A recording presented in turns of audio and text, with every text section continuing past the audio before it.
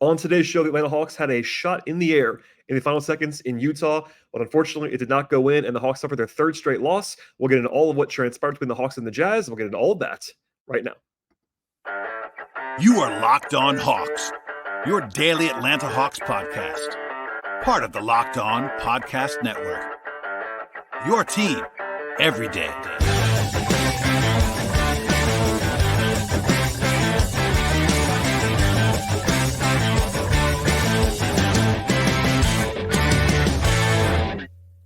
Hello, friends. Welcome to episode 1675 of the Locked On Hawks podcast. I am your host, Brad Rowland, coming to you on a Friday evening, deep into the night here, going into Saturday. And today's show will break down what became a narrow loss for the Hawks in Salt Lake City. But before we get to that, I should encourage you to make us your first listen each and every day here at Locked On Hawks. Please subscribe to the podcast, check us out, and listen to the show anywhere you get your podcasts. Apple, Spotify. We're also on YouTube on the video side. It's been a very busy week on the show. This is episode 5 in the last 5 days or so. If you missed anything earlier in the week, I encourage you to listen to that, as well as NBA draft stuff, game breakdowns, news reactions, etc. It's all here in one place for you. And this is a close loss for the Hawks. Their third straight defeat. Second game is this long 5-game West Coast trip, bunch of late nights and some tough sledding for the Hawks. Also, Quinn Snyder returns to Utah for the first game. And since he left the Jazz as being the head coach, not just him either, just all the assistants that he had in Utah came back. Lots of emotions, I'm sure, for all of those guys. Also, Jalen Johnson, on the bright side, came back from his ankle injury in this game. Had some nice flashes. Good to see Jalen on the floor after just 3 games out of action, given the ankle and how bad it looked. That's a great result. But to the game itself, the Hawks were down by 11 in the first half, came all the way back, led by 1 at the halftime break. It was close for most of the second half. They actually were down 10 though, with about 6 minutes to go, and then made a pretty valiant comeback effort down the stretch. Had a shot in the air from Meek Krejci that would have won the game in the final seconds, did not go in. But certainly a close-fought game, and honestly, that was kind of what was expected or projected in this game. So Utah's not great, but given where the Hawks are right now, that's kind of just the reality of the situation with their available personnel. And our friends at FanDuel actually made the Hawks a 1-point favorite in this game on the road. And Salt Lake City is a tough place to play. The Jazz have always been pretty good at home, even when they're not very good overall. They're pretty good at home. And there were, again, it feels like every game right now for the last couple of weeks, it's been a huge injury storyline on both sides. Not just the Hawks, but the opponents most of the time have been really banged up. And that happened again in this one. So on the bright side, Jalen did come back, missed 3 games. That was the headliner on the positive direction. But Bogdanovic ends up missing this game with illness. He was sick on Wednesday as well, ended up playing through that, but did not play pretty well in that game. Also, the Hawks have all year long, I've said this a lot, but just to put a number on it, the Hawks have been really bad with Bogey off the floor, whether he's in the game, available or not. They had, coming into the night, had a minus 8.7 net rating without Bogey this year.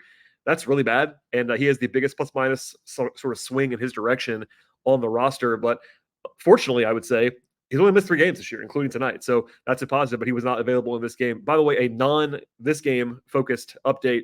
Mohamed Gay, the Hawks' second-round pick from this last year, has a right elbow injury that he suffered on Tuesday in College Park.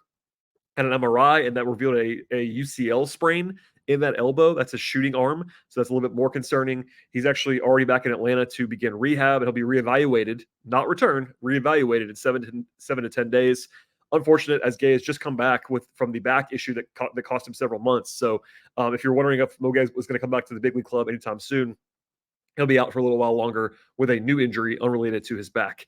On the other side, Utah was without Lauri Markkanen, who, other than Trae Young, is the best player on these 2 teams. In fact, those guys are clearly the top 2 players in my mind on these 2 teams, and they were not available in this one.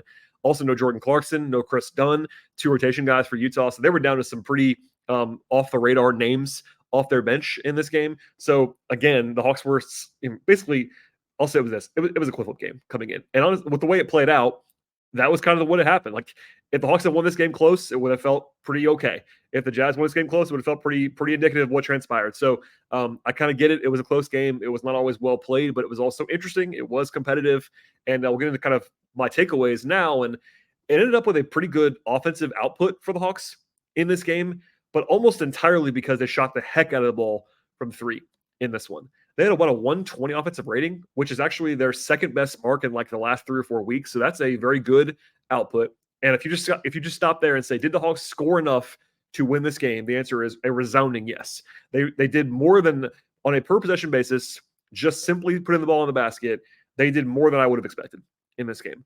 But it was basically 3-point shooting and nothing else, or very little else. They were actually dreadful inside the arc. They shot 39.6% on twos in the game. For reference, a bad 2-point shooting team shoots 50% or so from two. So that's really, really brutal. By the way, combined, the two best players for the Hawks in this game coming in, you would say, were Murray and Jalen Johnson. DeJounte was 5 of 13 on twos, and Jalen was 4 of 15 on twos. So that alone, that's pretty rough sledding. On the other side, the Hawks were unseasonably hot from three. They were 20 of 39 from three. That is, if you do the math quickly there, it's 51.3%. That is, of course, red hot scorching. They tied their season high with 23s in this game. And three guys that were, I would say, are supporting players. One of them is more prominent than the others, but DeAndre Hunter, Garrison Matthews, and Wes Matthews combined to shoot 11 of 14 from three.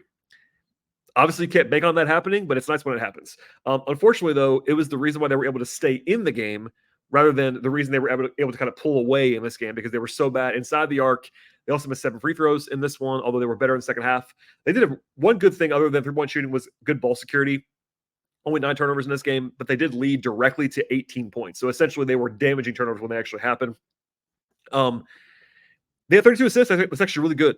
Generally, assist numbers go up if you look around the league and sort of the trends when teams make a lot of threes, because usually most of your threes are assisted threes. And that was the case for the Hawks in this game. But still, 32 assists, 9 turnovers is great. They were below average on the offensive glass, but 3 guys on the roster tonight had 26 points or more. That is, of course, Hunter, Murray, and Jalen Johnson. And if you told me coming into the game that the Hawks were going to have 3 guys score 26 or more and then also shoot 20 of 39 from 3, I would say the Hawks would be like an 85, 90% favorite to win the game. If that's all you knew, just bank that in. Unfortunately, they were just so bad inside the arc, and then defensively, it wasn't the best either. So we'll go that end of the floor now. Even with the caveats again about the hot shooting, the Hawks did score at a good level, but defensively, they just didn't hold up in this game. A 123 defensive rating. Utah is about league average offensively for the full season, but of course that includes Lauri Markkanen, who is their best offensive player by a pretty wide margin. So not great to kind of give up that kind of performance to the Jazz. And it was really across the board. They were really good from 2, like 60% or so, 39% from 3. They had 24 fast break points. That's actually a lot, of course. I will say this, the Hawks did a pretty poor job on the defensive glass in the first half. It did get much, much, much better after halftime, but Utah is elite there. So I think actually they did as good or better than you would expect. And defensive rebounding in this game against how the Jazz operate. But on the other side of that, the Jazz coming into the night actually had the worst turnover rate in the whole league. They are not good at ball security. Other than one stretch where they could kick the ball around a little bit, the Jazz only had 13 turnovers in this game. And that's an average number. It's fine, but you would like to see a little bit more than that from the defense.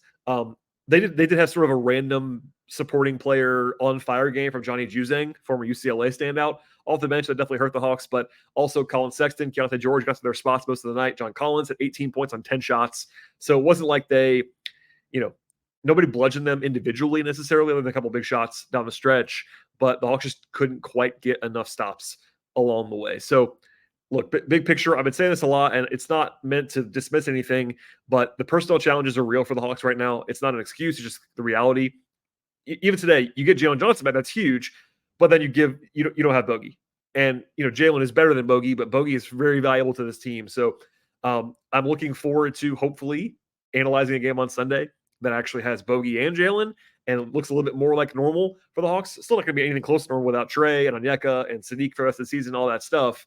But, personnel challenges are real. And even against a shaky team in Utah tonight, the Hawks losing close was kind of a reasonable outcome. I think this is basically a game that could have gone either way.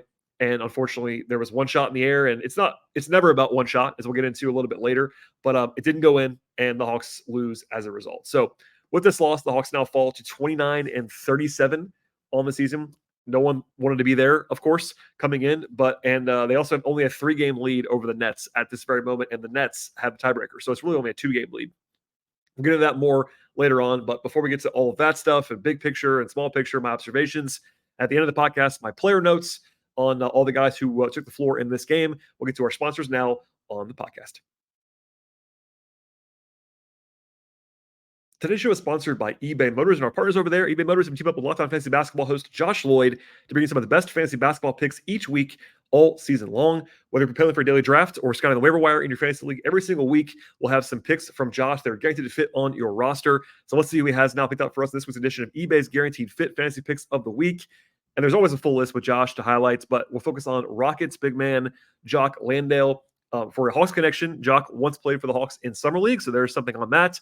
He hasn't been a huge part of the mix in Houston this year, but with Alperen Sengun on track to miss the rest of the season, Josh is expecting Lando to play a lot more, and obviously just more usage means more fantasy production. He's played at least 25 minutes in a couple games in a row for the Rockets, and not a player that should have huge expectations necessarily, but if you knew he was going to play that much on a consistent basis, he's the kind of guy that's worth adding, keep an eye on the stretch of the season. Also, by the way, Josh noted that DeAndre Hunter is a player to add if he's still available in your leagues. And I would agree with that wholeheartedly because Hunter is in line for a lot of playing time, a lot of shots with Bay out and all of that fun stuff. So Josh Lloyd, again, from Locked On Fantasy Basketball, is going to help you out with your team all year long. Fantasy championships in the pursuit of that. eBay Motors, by the way, knows about championship teams as well. And in some ways, it's about each player being a perfect fit for your roster. It is the same for your vehicle. I'm on the road a ton for work, going to Hawks games all over the place, etc. I'm actually on the road right now, and there have been times in the past when I've actually needed to have an upgrade for my car or just to find out a fix for a part or two, keep things running and on schedule. eBay Motors is the best possible place to do all of that. They have over 122 million parts for your number one ride. It can make sure your car or truck stays running smoothly. They have LED headlights. They have brake kits, bumpers, roof racks, whatever your vehicle happens to need. eBay Motors is going to have you covered for that part or anything else that you're looking for. And with eBay Guaranteed Fit, it's also guaranteed to fit your ride the first time, every time, or your money back. Plus, at these prices, you are burning rubber, and of course, you are not burning cash. Keep your ride or die alive right now at ebaymotors.com. That is ebaymotors.com. eBay Guaranteed Fit is only available to U.S. customers. Eligible items only. Exclusions apply. All right, we'll dive in now to how this game kind of unfolded. And the Hawks were actually down 8-2 at the outset, but then they came back with a vengeance, with a run of their own, a 12-2 run to take the lead early in the game. Did the Hawks. All 12 points came on three-pointers for Atlanta, including 3 threes from Wes Matthews. Crazy stat here, number one. Wes's season high this year was 7 points coming in. He hasn't played that much this year. Obviously, more of a veteran presence kind of leader guy. But he scored 9 points in about 90 seconds. So he had a season high like 3 minutes into the game. It was actually hilarious. You don't often see that kind of stuff in mid-March. There was a little bit of rust early from Jalen Johnson, who missed his first 4 shots. Had a couple nice finishes along the way in this game, but as I said before, Jalen was 4-15 on twos, just not quite his normal finishing. Still was really productive because he hit 4 threes, got to the line 10 times, but not his usual touch, and I'm sure that'll come back. He only missed 3 games, so there's that. Defensively, though, it was a little bit rocky early on. Old pal John Collins had 11 in the first 18 or so for Utah after he had a really bad game the first time they played the Hawks. Helped the Hawks, though, were red hot as they were the whole game from 3. Garrison Matthews had one that actually bounced hugely off the rim, off the top of the backboard, and then went in. That was a good microcosm of the night, actually, from Hawks three-point shooting. He was actually laughing about that pretty clearly, but there's that.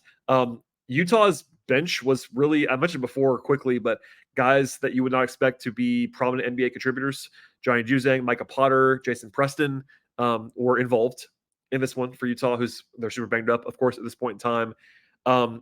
They were down 6 for the Hawks at the end of the first quarter, despite hitting 6 threes, and got the big flourish from Wes Matthews as well. But as I mentioned before, also, Utah had 6 offensive rebounds in the first quarter and 10-second chance points. So from that point forward, the Hawks were pretty good on the glass. It was that the first quarter they got beat up a little bit. There was one big run by Atlanta in the middle of the second quarter, actually to take an 11-point deficit and tie the game. Capella had a huge sequence, actually had a huge block on Walker Kessler, and then had a nice finish on a lob dunk from Jalen Johnson. They were still red hot from 3. Murray hit 1. Garrison hit 2 in a row. They were shooting 55% from 3 through about the first quarter and a half.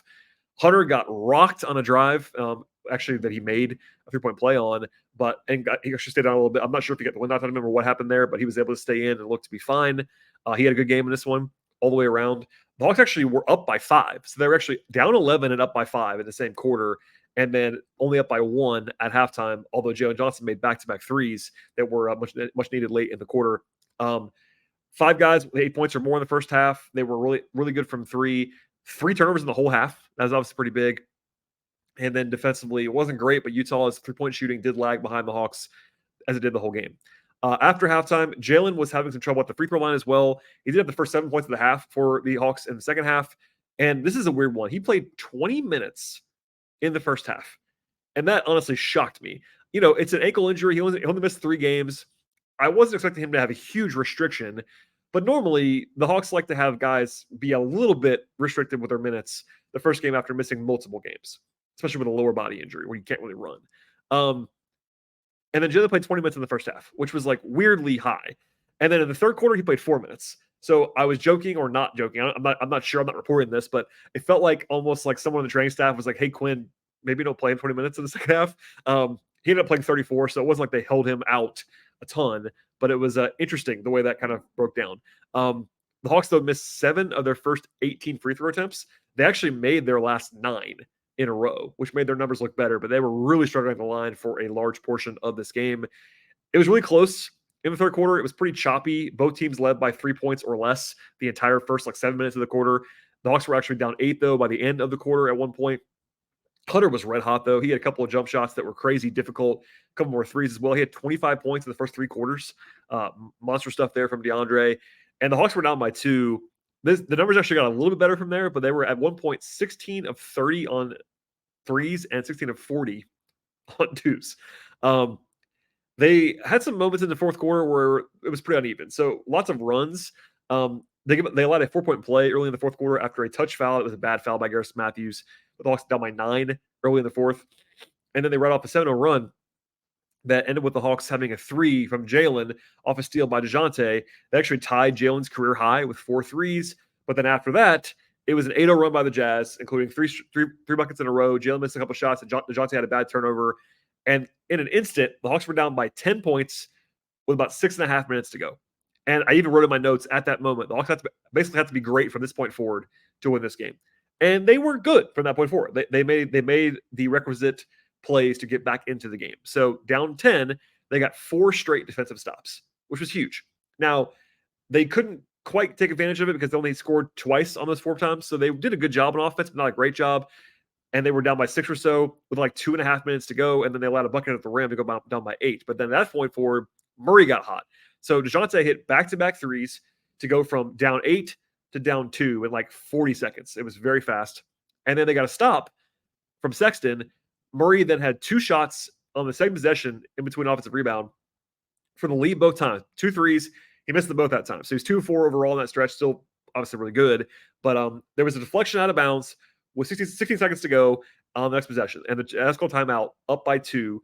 So the Hawks down 2 without the ball, but they didn't have to foul because the shot clock was only half or so of the game clock. Capella actually did a great job, I thought, in isolation coming out of that timeout against Kante George on the wing, forced a bad miss, and it was a shot clock violation, actually, because it was that bad. It didn't draw any iron at all. There was a review, actually, that gave the Hawks kind of a long timeout because it was close enough to the rim where they had to at least check it. But then coming out of that, obviously, if you watch the play, you will know, but if you missed the game, it was obviously late at night. Basically, what I would say is the Hawks made the right play, and it didn't go down. So Utah, Will Hardy obviously knows Quinn in his return, all that stuff. They kind of joked about that, it seemed like, after the game. Utah was very intentional, and this is probably the right move in a lot of ways. They were not going to let DeJounte take the shot. They ran a double team at DeJounte 33 feet from the rim. DeJounte smartly didn't try to score over 2 guys, so he passes it up, as he should have. He made the right play. He found V. Krejci for a pretty good look. He was open on the left wing for a game-winning 3-point attempt, and he just missed it. Now, a couple things here. I thought Veit gave them good minutes in the game. I don't think I would have had him on the court in that spot. And that's not an indictment of Veit, who actually I think has come a long way defensively, good playmaker, but offensively as a scorer and as a shooter, he's not the guy you want out there, I don't think, at that moment in time, down by 2. It'd be different with more time because they like his defense, and I think it's reasonable to have him on the floor in crunch time, but that's an offense-only possession at that point in time. So I would not have had him on the court. Of course, it was more magnified because of what happened, and that he, A, took the shot, and B, that it was a 3. And he's not a good 3-point shooter. So that's kind of tough. And you have Garrison Matthews over there as an option, or even Wes Matthews, but probably Garrison Matthews, who's just a more established shooter right now. I would have had Garrison out there. Teams do not help off Garrison Matthews, generally speaking, because he's a respected shooter. He's a bigger offensive threat than Veit in that spot. But The only thing I can even think of is that Veet had been playing crunch time anyway, so they kind of just stuck with him rather than like they didn't just actively put Veet in the game for that play. He was already on the floor. But Garrison had played like till the 5-minute mark, so it wasn't like he was ice cold either. I didn't love that. Again, it's a decent look from an NBA player who could make the shot. It didn't go in. And, process wise, it was the right pass by DeJounte. It was a good look. I think Veet makes that shot 35% of the time, 40% of the time. Like it's an open shot. That they're not all created equal. He shoots worse than that, but on an open catch and shoot, it's not a bad look. And also, you're on the West Coast trip. I don't think they want to go to overtime. Honestly, like there's a school of thought that you just go to the rim and try to go to overtime. But on the road, you're shorthanded. You got a back-to-back in LA on Sunday and Monday. I think Quinn, probably all things equal, would say, let's take the shot here. If we win it, if we hit it, we win. We get to go and leave. And if we miss it, we lose, and it is what it is. So I had no issue with it at all as far as what happened. My only quibble was that I wouldn't have beaten the game. But I will say, if it's Garrison, they may not have left Garrison open. So it would have changed things entirely, and we'll never know. But that's all I would say. Also, last thing on this, Jalen Johnson, I thought it was a good look by him to go right up to Veet at the end of the game, picked him up, encouraged him after the miss. Stuff happens, and I thought it was a good moment from Jalen, who's still a young guy in his own right. Like he and Veet have been around each other for the last 2 years, but I thought that was a good moment, just a little bit of a window. Like people really like Jalen Johnson. Also, I should plug this. My friend Jake Fisher of Yahoo, who's been on this podcast before, good actual friend of mine, wrote extensively about Jalen. Also, a deep dive profile on Jalen that went up on Yahoo this week. If you missed that, I'd encourage you to read that. And it was kind of a good way to plug that piece. But anyway, in the end, it's a close loss of a game that was probably supposed to be close. The way this all played out, strength, weaknesses, we kind of went over all of them, but we'll leave it there for now. And in a second, I'll talk about the player-by-player evaluation kind of notes stuff that I have. But first, a word from our sponsors on the podcast. Today's show is brought to you by Stitch Fix. And with Stitch Fix, you get a stylist who understands your style, your size, and your budget. And they do all the shopping for you. It makes it the easiest way to update your wardrobe this season. With Stitch Fix, I give my stylist my size, style, and budget preferences. And then I order boxes with when I want to and how I want to with no subscription required. And they send 5 just for me pieces plus recommendations for my outfits and pro styling advice. I keep what works and then send back the rest. My stylist always sends the just right pieces and the fit is always on point. And they make it all so easy at Stitch Fix as well. I really don't like to shop, honestly, and they save that time and effort every single time. Plus, I get outfits that make me look good and feel good. And if they don't love something, send it back. It's that easy. Shipping, returns, and exchanges are always free at Stitch Fix, which is very, very convenient. And they also give you style that makes you feel as good as you look. You can get started today at stitchfix.com/lockedon. That is stitchfix.com/lockedon. And one more time, the place to go is stitchfix.com/lockedon. All right, into the player stuff. In this game, only 10 guys were active for Atlanta. 9 of them played. Dylan Windler did not. He was probably the 10th guy. He definitely was the 10th guy on Wednesday. He didn't play in this one. No surprise there. Trent Forrest played 19 minutes. That's more than he's been playing recently. There were some minutes with Trent and DeJounte on the court. Trent only took 1 shot, had 4 assists, though, 2 rebounds, played decent defense. I thought he was fine off the bench. Not obviously prolific, but did his job. Bruno was quiet in this one, I thought, actually. 2 points, 5 rebounds, did have 2 steals and 2 assists. But not a ton of impact. I thought he was okay off the bench. Garrison hit 3 threes. They were all big shots, had 4 assists.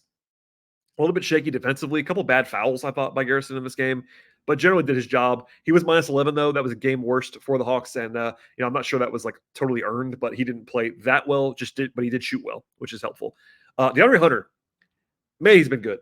Tonight, he had 27 points in 32 minutes. He was 5 of 10 on 2s and 5 of 7 on 3s. I'll just say this now. Over the last 5.5 weeks, 6 weeks, something like that, 16 games, Hunter is playing extremely well. It's not all about shooting, but it obviously helps. He's averaging 17.5 points per game on 50% from the field and 45.7% from 3 in about 28 minutes per game. I'm not sure if this is controversial or not, to be honest with you, but it's just what my eyes see, what the stats say, all that stuff. I think this is the best he's ever played. Now, there's an argument for one stretch in 2021, early in the year before he got hurt.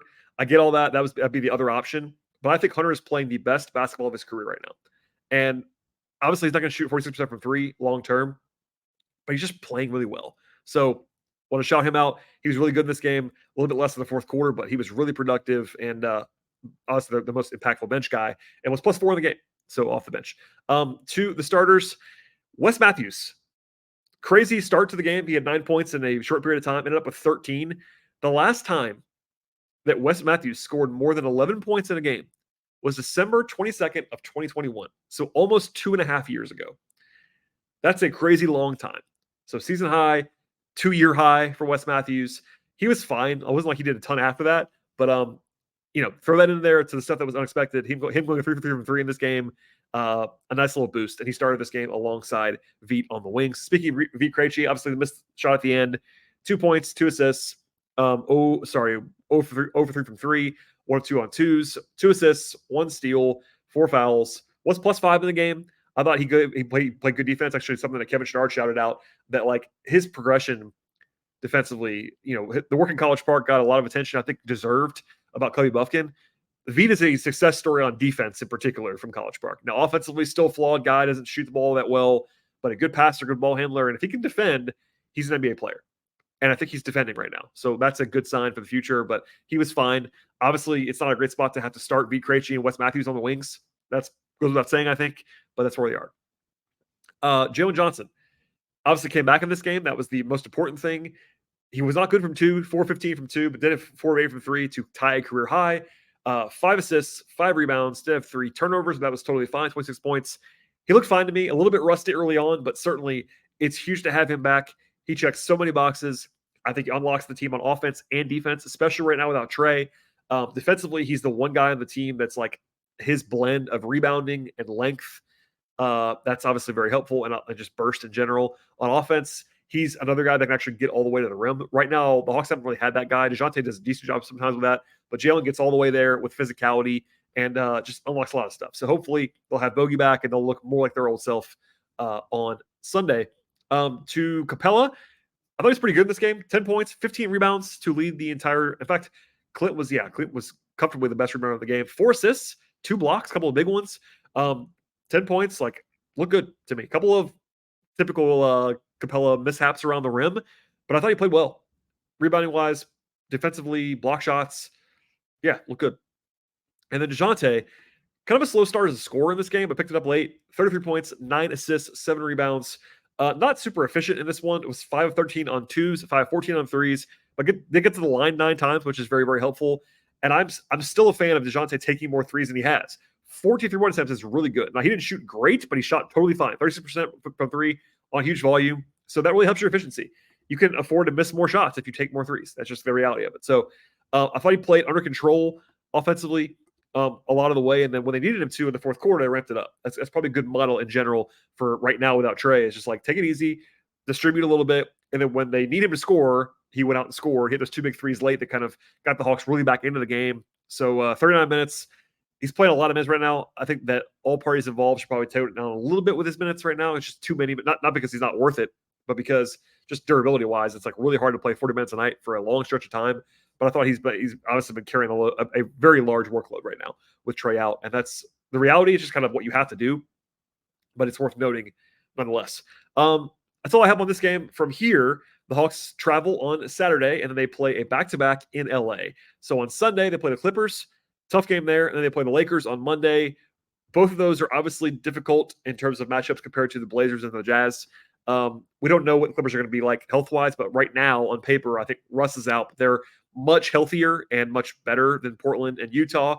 LA, same thing. Obviously pending AD and LeBron status. They're very important players, but I would say the Hawks will be probably significant underdogs in those games. If they can get one, that'd be a really good result. A sweep would be even better, obviously, but I think going 1-1 in LA would be awesome, given what they have available right now. Again, hopefully they have Bogey back, but no reason to believe that they would have a Kongwu back. Trey's not going to be back. Buffkin, at least on this trip. So keep that in mind. That's where we are right now. So that's all I have for today. We'll have more later on. Come again, 2 more late games, actually 3 more late games in a row for the Hawks. But I am here after all of these games, and it's a great time to subscribe to this podcast. For one thing, you also get bonus content from the folks at Locked On Sports Atlanta. They host the postcast on our audio only feed. So if you're looking for them on YouTube, they have their own channel, but audio wise, they are sort of weaved in with what I'm doing on the Locked On Hawks channel. No less from me, still just bonus extra content. Good stuff there. Also, please subscribe on Apple and Spotify and on YouTube. likes, comments, ratings, reviews, all that stuff is very much appreciated. If you like the show, the best place to possibly support it is to download it and listen to it across platforms, downloads, clicks, etc. Also, spread the word about the podcast. If you know a Hawks fan friend in your life that's not found the show yet, share it with them. That'd be a huge thing. Also, follow the show on Twitter at Locked On Hawks. Follow me there as well at BT Rowland. I also write about the Hawks at patreon.com/BT Rowland. I did a couple posts in the last couple of days about the schedule, which is pretty difficult for the Hawks moving forward, as well as this game coming into Utah. So we'll have more on that front. And yeah, thanks for listening, everybody. I really appreciate it. Hopefully, I'm not too delirious here post 1 a.m. going into Saturday morning. But thanks for listening as always, and we'll see you after the game on Sunday.